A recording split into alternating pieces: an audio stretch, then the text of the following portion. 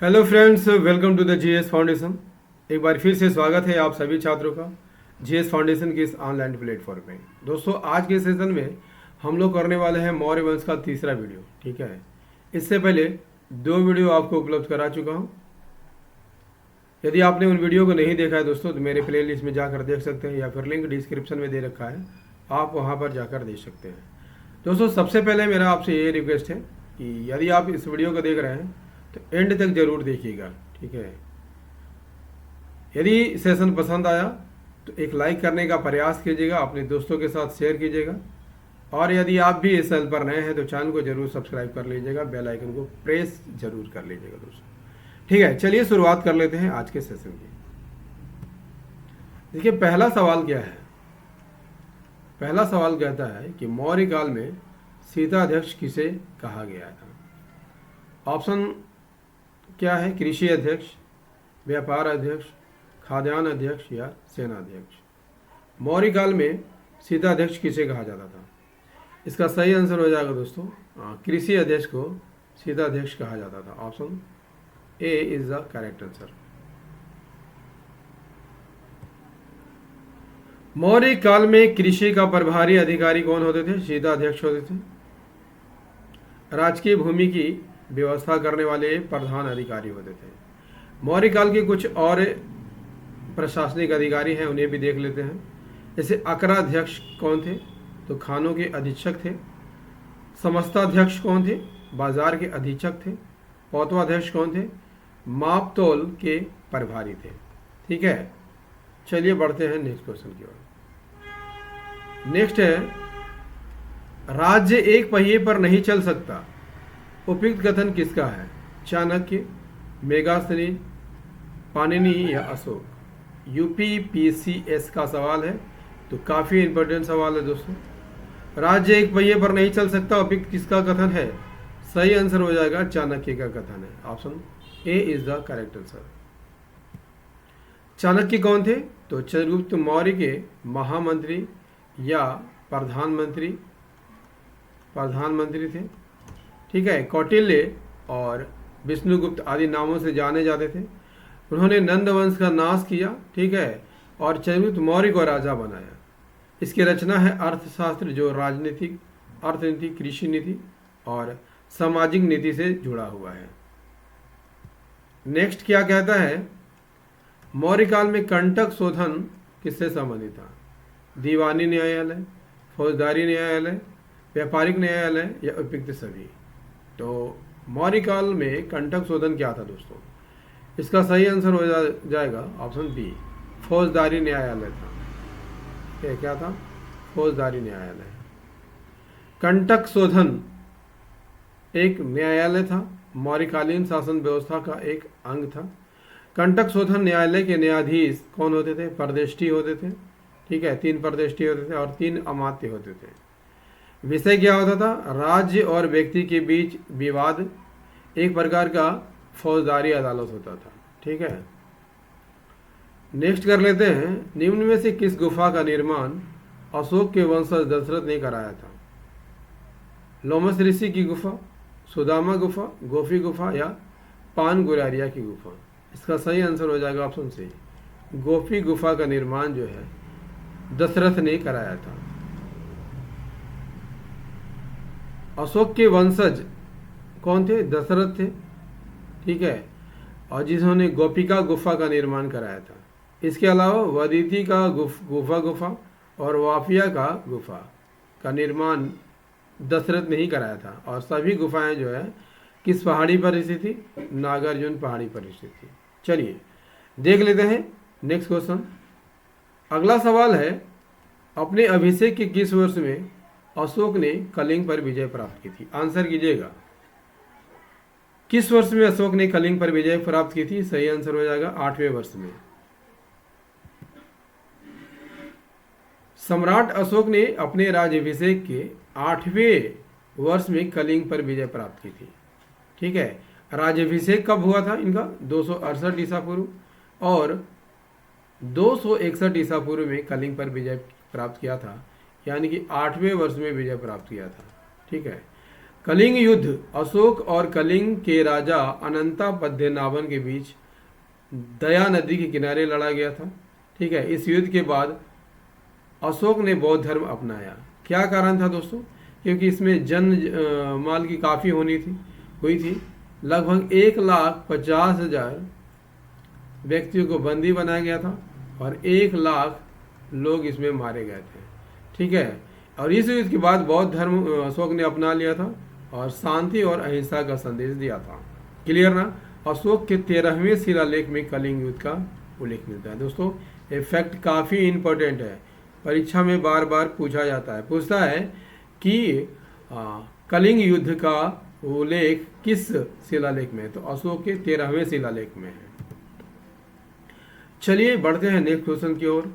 चंद्रगुप्त मौर्य के शासनकाल में सौराष्ट्र का प्रांतीय शासक कौन था? आंसर कीजिएगा। चंद्रगुप्त मौर्य के शासनकाल में सौराष्ट्र का प्रांतीय शासक कौन था? इसका सही आंसर हो जाएगा पुष्यगुप्त था। सम्राट चंद्रगुप्त मौर्य के शासनकाल में सौराष्ट्र का प्रांतीय शासक कौन था? पुष्यगुप्त था। और पुष्यगुप्त का मुख्यालय कहाँ था? जूनागढ़ के पास गिरनार में था। क्लियर? चलिए नेक्स्ट है, विष्टि का तात्पर्य है शिल्पियों द्वारा लगाया गया कर, व्यापारियों पर लगाया गया कर, जबरदस्ती किंतु भुगतान कर कराई गई मजदूरी, या जबरदस्ती और बिना भुगतान के कराई गई मजदूरी। आंसर कीजिएगा। इसका सही आंसर हो जाएगा ऑप्शन डी, जबरदस्ती करवाया जाता था और भुगतान भी नहीं किया जाता था। Option D is the correct answer.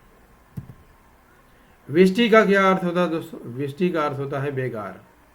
ठीक है, क्या अर्थ होता है? बेगार, यानी जबरन श्रम या बलाश्रम। विष्टि को कर के बदले श्रम करना पड़ता था। विष्टि में क्या होता था? कर के बदले श्रम करना पड़ता था। नेक्स्ट है, अशोक के शासनकाल में प्रतिवेदक क्या करते थे?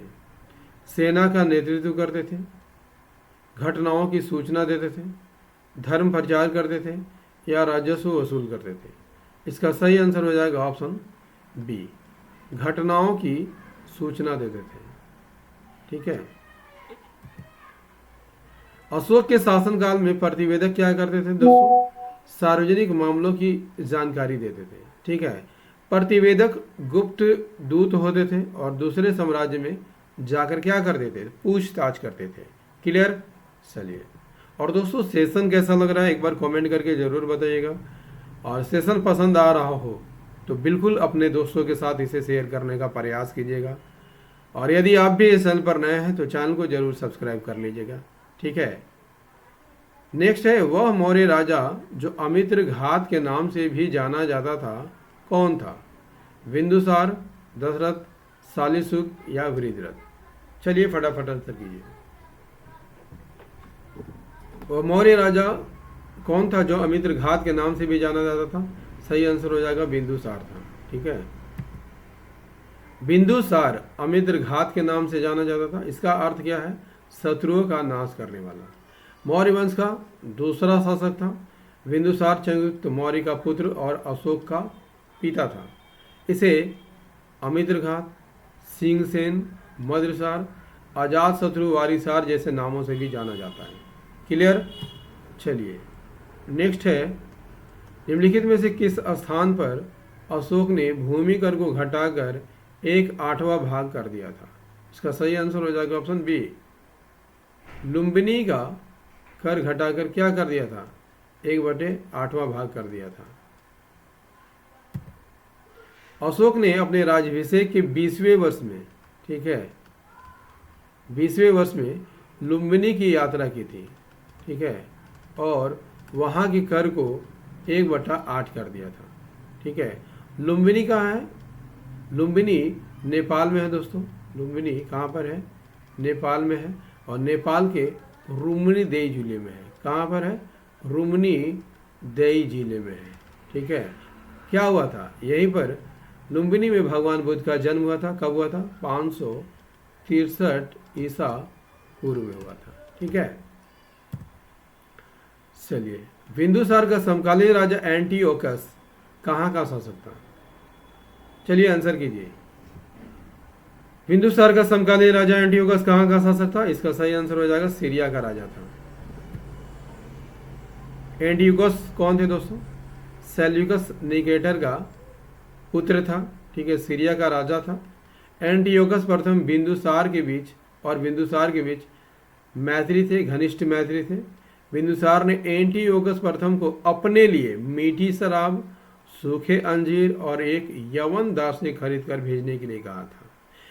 ठीक है, एंटियोकस ने मीठी शराब भेजी, सूखे अंजीर भेजे, लेकिन एक यवन दार्शनिक भेजे से इनकार कर दिया दोस्तों, क्योंकि वहाँ के कानून के अनुसार, ठीक है, वहाँ के कानून के अनुसार, ठीक है, किसी भी दार्शनिक को बाहर नहीं भेजा जा सकता था।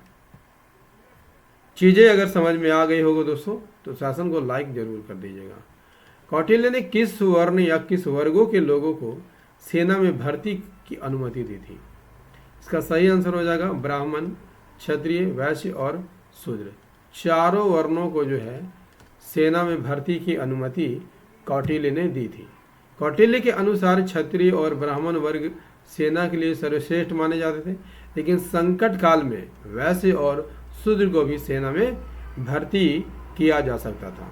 ठीक है, सारी बातें क्लियर हो गई। चलिए बढ़ते हैं नेक्स्ट क्वेश्चन की ओर।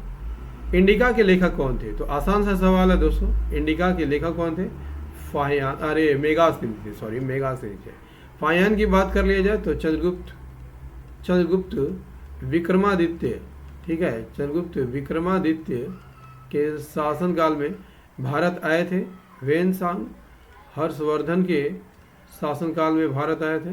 ठीक है, मेगास्थनीज चंद्रगुप्त मौर्य के शासनकाल में आए थे। ठीक है, चंद्रगुप्त मौर्य के शासनकाल में आए थे। इंडिका के लेखक कौन है? मेगास्थनीज। मेगास्थनीज प्रसिद्ध यूनानी विद्वान था। सेल्यूकस निकेटर का राजदूत बन के आया था और कहाँ पर आया था? चंद्रगुप्त मौर्य के दरबार में आया था। इन्होंने इंडिका की रचना की। मेगास्थनीज ने भारत की 2 नदियों का उल्लेख किया है। कौन कौन? सिंधु और गंगा। मेगास्थनीज ने मौर्य राजधानी पाटलिपुत्र का दौरा किया था और उत्तर पश्चिम भारत में पंजाब क्षेत्र की नदियों का विस्तृत विवरण दिया है। चलिए नेक्स्ट क्वेश्चन कर लेते हैं। बिंदुसार के शासनकाल में कहाँ पर विद्रोह हुआ था? इसका सही आंसर हो जाएगा दोस्तों तक्षशिला में हुआ था। यहाँ पर 2 विद्रोह हुए थे। ठीक है, पहले विद्रोह को सुसीम, जो कि उसका बड़ा बेटा था, सुसीम के द्वारा दबाया गया था और दूसरा विद्रोह अशोक द्वारा दबाया गया था। ठीक है, किसके द्वारा? अशोक के द्वारा दबाया गया था। बिंदुसार के शासनकाल में तक्षशिला में 2 बार विद्रोह हुआ था दोस्तों, 2 बार ना। और पहली बार विद्रोह जो है उसके पुत्र सुसीम के प्रशासन के कारण हुआ था। ठीक है, दूसरे विद्रोह का कारण अज्ञात है दोस्तों, लेकिन उसे बिंदुसार के पुत्र अशोक ने दबाया था। नेक्स्ट, कौटिल्य की अर्थशास्त्र के अनुसार सिक्के ढालने का कार्य किसका था? लक्षणाध्यक्ष, रूपदर्शक, पौत्वाध्यक्ष या संग्रहीता? आंसर कीजिएगा दोस्तों, फटाफट यहाँ पर आंसर कीजिएगा। बहुत ही कम समय में यहाँ पर सेशन को कंप्लीट करने वाले हैं। सही आंसर हो जाएगा लक्षणाध्यक्ष सिक्के ढालने का कार्य करता था। मौर्य काल में लक्षणाध्यक्ष टकसाल विभाग का अध्यक्ष था और उसी के देखभाल में सिक्के तैयार किए जाते थे, सिक्के ढाले जाते थे। जबकि रूपदर्शक की बात कर लिया जाए दोस्तों तो रूपदर्शक कौन थे? सिक्कों की शुद्धता की जांच करने वाले अधिकारी थे। पौत्वाध्यक्ष माप तौल विभाग का अध्यक्ष थे, जबकि संग्रहीता वैदिक काल में कोषाध्यक्ष को कहा जाता था। दोस्तों, मौर्य वंश का तीसरा वीडियो आपको उपलब्ध करा दिया है। इससे पहले 2 वीडियो आपको उपलब्ध करा दिया था। तीसरा वीडियो कैसा लगा कमेंट करके ज़रूर बताइएगा। सेशन पसंद आया हो तो एक लाइक करने का प्रयास कीजिएगा, अपने दोस्तों के साथ शेयर कीजिएगा और यदि आप भी इस चैनल पर नए हैं दोस्तों तो चैनल को जरूर सब्सक्राइब कर लीजिएगा, बेल आइकन को प्रेस जरूर कर लीजिएगा।